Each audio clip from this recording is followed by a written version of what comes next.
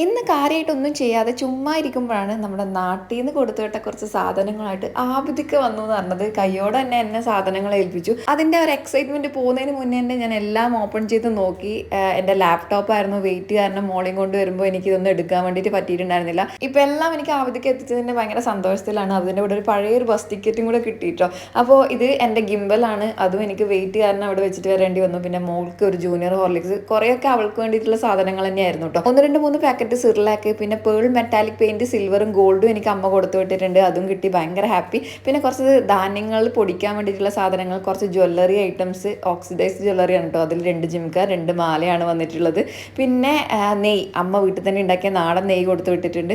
പിന്നെ കാശ്മീരി ചില്ലി കൊടുത്തു വിട്ടിട്ടുണ്ട്. പിന്നെ എൻ്റെ ഫോൺ ഞാനവിടെ ചാർജിന് ഇട്ടിട്ട് എടുക്കാൻ മറന്നു പോയിട്ടുണ്ടായിരുന്നു, അതും കൊണ്ടുവന്നു. ഇത് 2 അമ്മമാരുടെ സാരിയാണ്, രണ്ടും എനിക്ക് ഇവിടെ എത്തിച്ചു തന്നിട്ടുണ്ട്. വീഡിയോ ഒക്കെ ചെയ്യാൻ ആവശ്യമായിരിക്കുമല്ലോ. പിന്നെ മോളുടെ വാക്സിനേഷൻ കാർഡ് എല്ലാം എത്തിയപ്പോൾ ഹാപ്പി.